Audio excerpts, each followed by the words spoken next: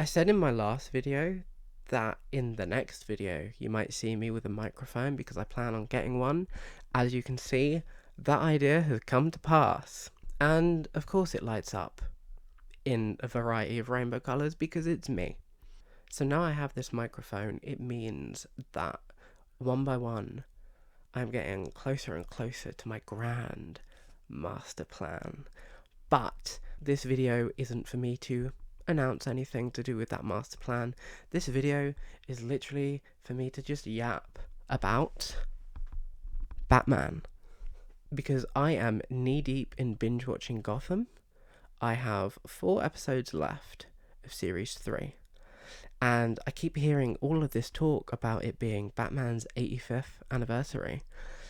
And I have been a Batman fan for 14, maybe even 15 years. And when I told a really good friend of mine that I was doing this video, she was like, I didn't even know you were that big of a Batman fan because I scream and shout from the rooftops about Doctor Who and Prince. Believe me, those are 2 fandoms that I am definitely a part of.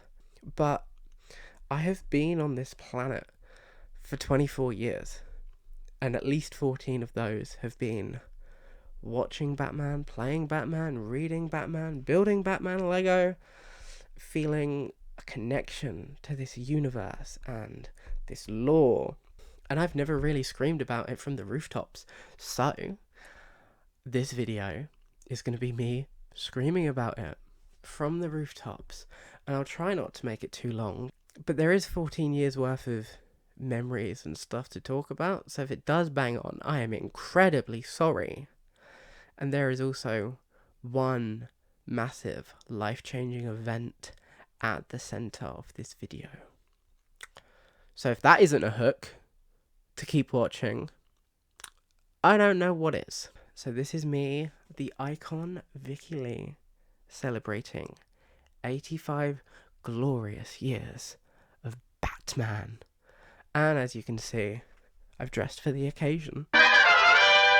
I have a Batman light behind me with some Lego Batman on it, and you can't see. And I'm very sad that you can't see that. I'll put in a picture or something, maybe.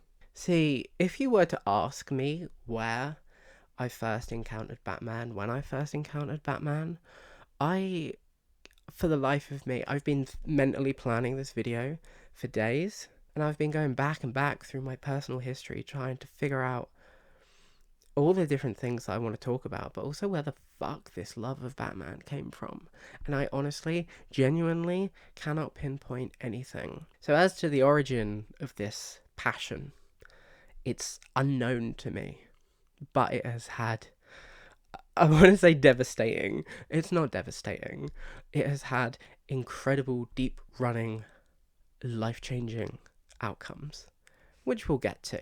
My earliest memories of Batman is watching the animated TV show on, I think, ITV3 when I was like 9 or 10. I remember watching the 1989 movie on TV, probably ITV1, when I was 9 or 10. And I had this one Lego set. It was a Lego City set, and I think it was like helicopter transport or something. And it was this big long lorry that was orange with a helicopter and a motorbike. And I think I had some Lego Atlantis sets as well, with the like scuba gear, grey helmet pieces, and green Lego visors. And I remember distinctly sitting in front of the telly as like a 10-year-old child, using the Atlantis and Lego City sets and pretending it was Lego Batman. Because that Lego City set came with the Batmobile, the Batcopter, and the Batcycle in my head. And I had enough Lego minifigures that vaguely resembled who I was trying to be. I distinctly remember Mr. Freeze. I distinctly remember Mr. Freeze and trying to do a Mr. Freeze story. I also have memories of watching The Dark Knight over and over and over again. And I was in middle school when I was watching The Dark Knight, which is year 5 and 6, because I remember going into school one day and all I could think about was the Joker. So year 5 and 6 is about 8, 9, 10 years old. No wonder I'm so fucked in the head. I watched The Dark Knight before I was a teenager. But I had The Dark Knight on DVD, and I had a portable DVD player, and I remember every time I would watch The Dark Knight and it got to the scene, spoilers, where the Joker is in the hospital room with Two-Face and the Joker's got a gun to Two-Face's head, something in me as a child, a like 9-year-old child, I could not watch the end of that scene. Whenever it got to that scene on my little portable DVD player, I would always skip it. And I don't know why, because I could sit there and watch a mass murdering clown talk to a guy who's had half of his face burnt off, but I couldn't watch him kill him. And to this day, as a 24-year-old, I have no idea why I was so scared of watching Two-Face get shot by the Joker. Spoiler alert, it doesn't happen, so I literally had nothing to fear, but I was so fucking scared of that. I don't even think it was like fear. I think it was like an emotional fear. But I don't know. I need therapy, guys. I need therapy. And then when I was 14 in high school, upper school, I don't know what the fuck it's called over here in the UK, in 2014, Gotham was announced, the TV show that I have returned to, and when I tell you that Gotham had 14-year-old me in a chokehold, Gotham had me in a chokehold. I could not wait for it to come over from American telly to English telly, so I used the powers that be, the internet, to watch the episodes. Literally, they would air one night in America, and they'd be on my telly the next day in the UK. I had something to look forward to. I don't know, I was just so intrigued and excited by it, and rewatching it again, it's like a gore fest in places, but I also think it's like, I really love police detective shows over here in the UK. Line of Duty, Unforgotten, Annika. Just a few examples off the top of my head that I can think of the names of.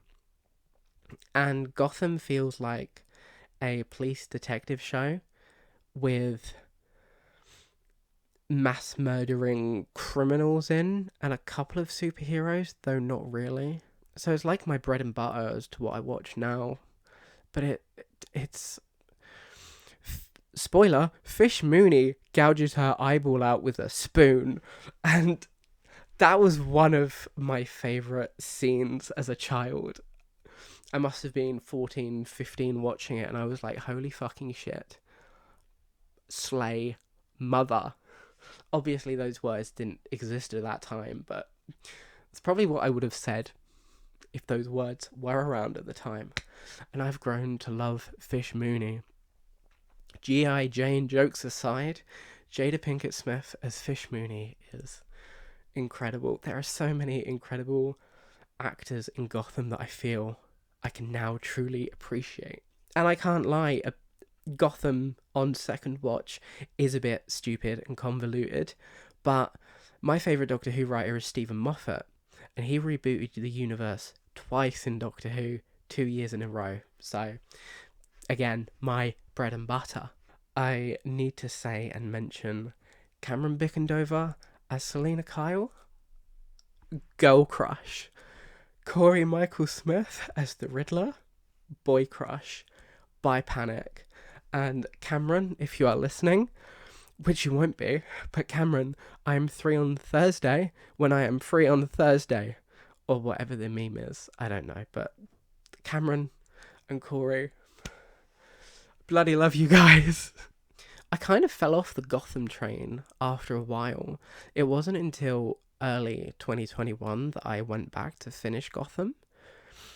I don't know what it was that stopped me, but I distinctly remember there being a gap between me watching the start of Series 4 and picking up in 2021 to rewatch Series 4 and Series 5 because it was on Netflix at the time.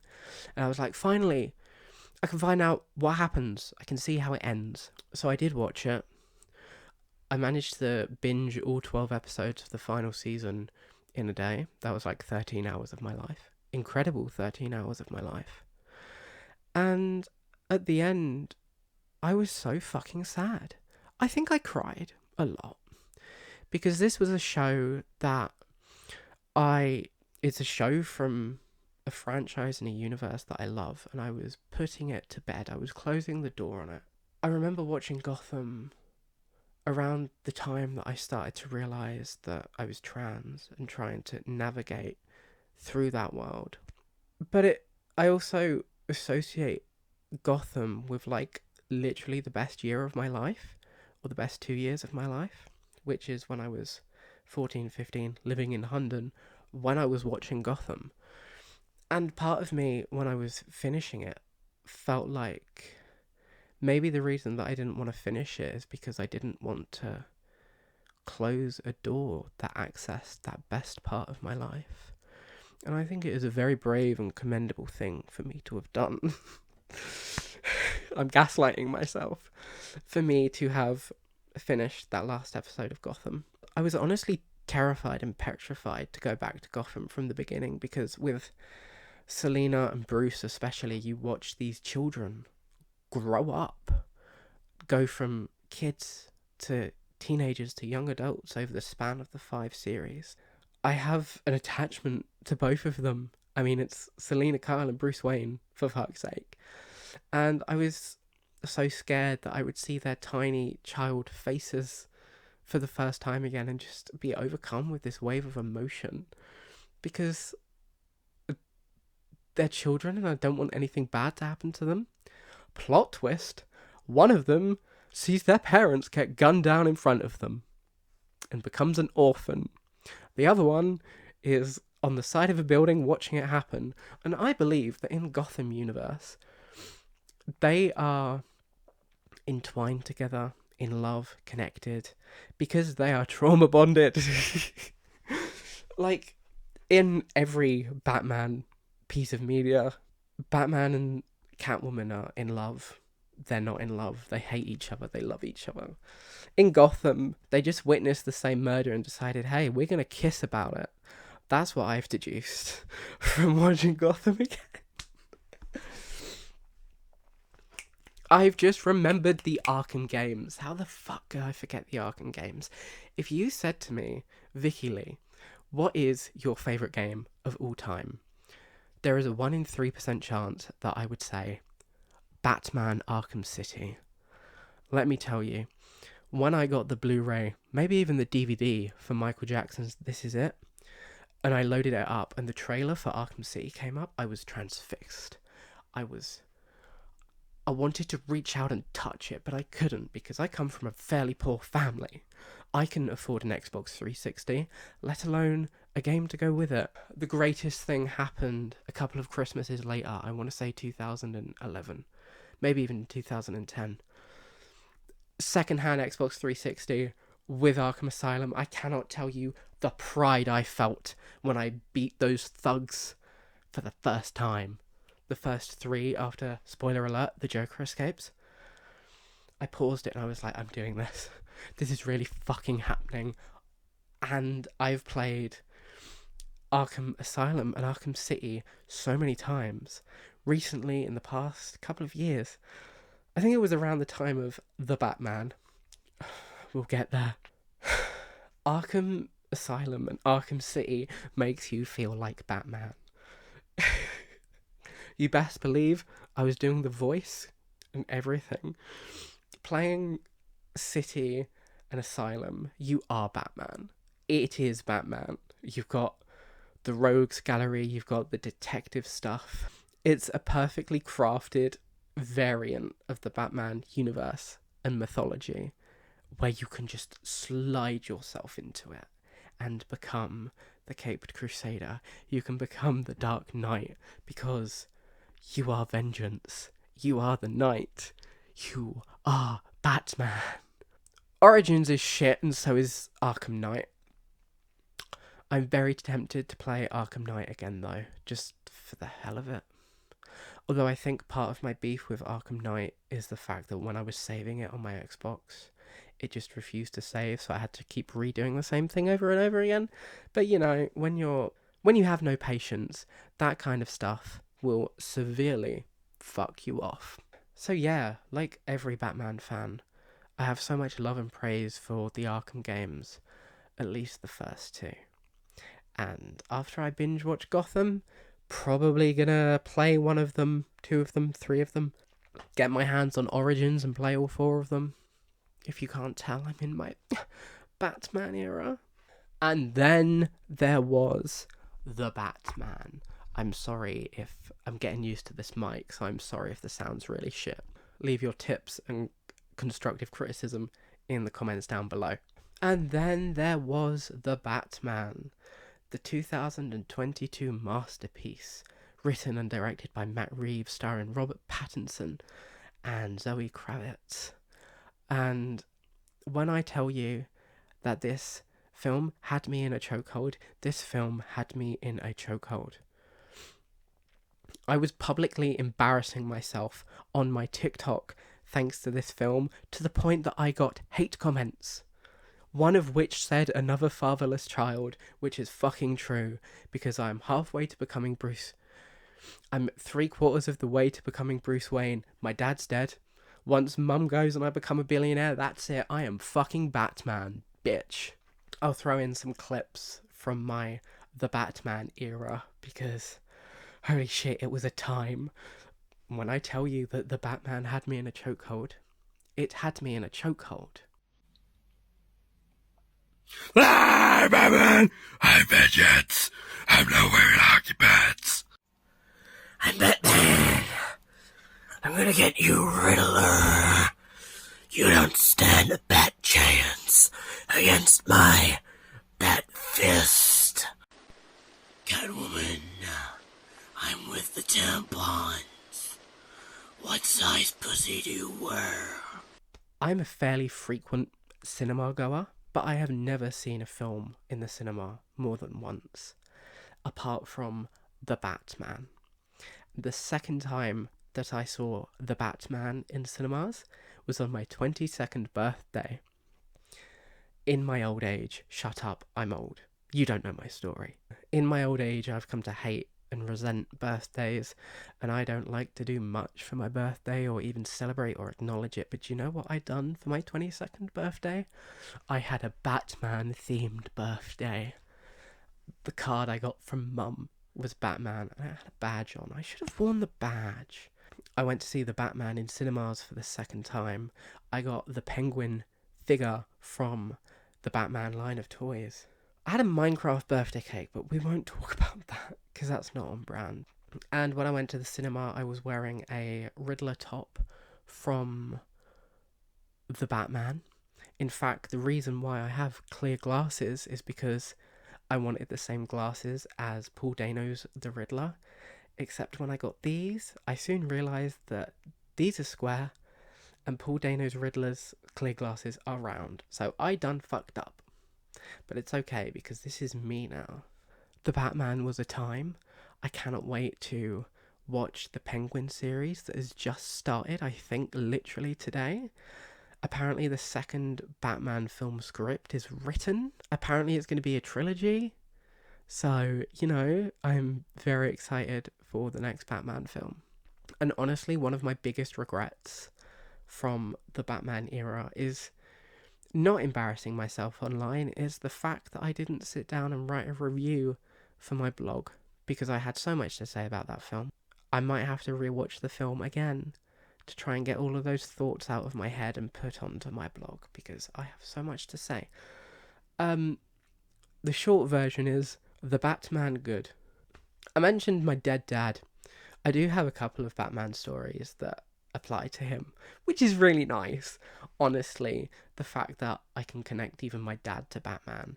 One of which being, I remember him watching Batman Forever when it was on TV. And I like Batman Forever. Most people hate Batman Forever, for kind of understandable reasons. But I remember my dad watching it, and I knew that not many people liked it, so I said, Dad, what did you think to it, honestly? And he said that he liked it. He thought that it was okay. So Batman Forever gets a free pass from my dad. And if you really want to celebrate the 85th anniversary of Batman, release the Joel Schumacher cut of Batman Forever, because they built a giant mechanical bat. And I think his cut of the film is a lot darker and runs to be nearly 3 hours. And I've sat through the Batman 3 times. I will sit through Batman Forever, and in its current state, I don't even have beef with it. I can't believe I just said that on the internet. Fucking hell. Yeah, release the Joel Schumacher cut of Batman Forever. I will be sat. I will buy it on Blu-ray, and if I can afford the merch, I will do it, because it's Batman. I love Batman. I am Batman. My dad's favourite band was U2. And if you didn't know, U2 done a song for Batman Forever. I think it was Batman Forever. U2 done a song for one of the Batman films. Pretty sure it was Batman Forever. The song is called Hold Me, Thrill Me, Kiss Me, Kill Me. That might be part of the reason why Dad liked Batman Forever. If it even was that film. I don't know. Or is Jim Carrey. Fucking love Jim Carrey. Which transitions us nicely to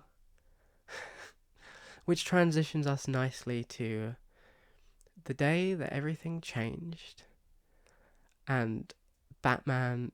This sounds like a fucking villain origin story. I mean, I call myself an anti-hero, so, you know. Batman changed my life. Batman is the reason why I am what I am today. Batman made me trans. Batman made me gay. Batman is woke nonsense. You may be thinking, how the hell did that happen? Well, I have a couple of words for you. Bat dance and Party Man. Specifically, Party Man. I remember watching Batman 1989 on the telly as a 10-year-old child. And spoiler alert, the Joker marches into the art gallery and starts dancing to this weird song with a high-pitched voice singing. And I was transfixed. I didn't know what the hell I was watching, but I loved it. And 10-year-old me mentally filed a note of that thing, that song, that scene. Fast forward 3 years later, I'm playing a song in my bedroom. And I say to my dad, "Hey Dad, can you guess who's playing?" And just out of nowhere, he throws out the name Prince. And I was like, "No, Dad, this is not Prince." Can't remember who it was or what song it was, but it definitely wasn't Prince. But that name rang a bell to me, because Prince was the guy that sang the song in the Batman film that the Joker was dancing to in the art gallery. So I hopped on YouTube at a time where Prince was still alive and didn't like his stuff being on the internet. And I found a very low quality, grainy, pixelated version of the full 7-minute music video for Party Man. And I stuck that bitch on. I was watching, and again, I was transfixed. And the rest, they say, is history. Because it is. But through watching the 1989 Batman film, when I was 10 years old, 3 years later, I revisited that one song. And then fell in love with Prince, who to this day, 11 years later, is my favourite musician of all time. Prince is my greatest musical inspiration of all time. Everything I do, everything I'm trying to do, is because of Prince, to keep his legacy alive. Like, don't get me wrong, I've got other influences, but the big one, the one at my core, is Prince. My name is Vicky, and I am funky, but my name is Vicky because of a Prince song. I wear heeled boots every day because of Prince. I wear flares every day because of Prince. The type of half of the music that I try to make is because of Prince. The stuff that I'm trying to do with my life is because of Prince. I don't eat meat because of Prince, and that is severe dedication to the bit. And that's just scratching the surface of all of the stuff that Prince has influenced me to do through me just loving him so much. And you can take the lineage of my name being Vicky, here and now, 24 years on this earth, all the way back to when I was a 10-year-old boy watching Batman 1989 for the first time and watching the Joker dance to Party Man. Without loving and being interested in Batman, I wouldn't be Vicky, because Prince done the Batman soundtrack for that film. And lives were genuinely fucking changed. So thank you, Batman, for making Prince bank. I think he made a lot of money from that soundtrack. I know that Bat Dance went to #1, and I think the album was certified 2 times platinum. And it was Prince's last hit of the 80s. In fact, right here I have the 12-inch single of Bat Dance. And there is even more that I could talk about. There's a lot more darker and more personal. But I'll save that for another day, because I'm already running like half an hour into this video and I want to spare you of the pain of listening to me babble on. If you've got to this point in the video, comment Party Man, so I know that you're kind and patient enough and hopefully interested enough to get to this point.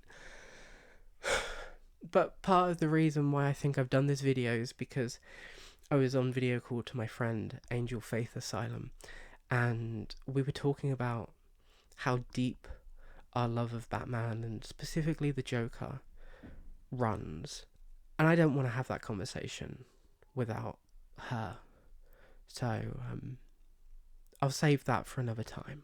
But our conversations are just so cool and deep and interesting that I really wish that we could record them and put out as something. So Batman turns 85 this year. Batman has been a media mammoth for 85 years, and for the past 14 years of my life, I have been entranced and transfixed by the books, the comics, the figures, the Lego sets, the video games, the soundtracks. And without loving Batman, I genuinely wouldn't be who or what I am today.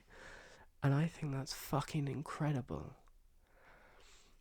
So, this is my way of celebrating 85 years of Batman by giving you a whistle-stop tour of my experiences with it. And trust me, there is so much more that I could talk about, but I'll save it for another day. I think that's all I've got to say for now on the topic of the Batman. And so with that, I think there's only one more thing left to do and left to say. I've got a city to run.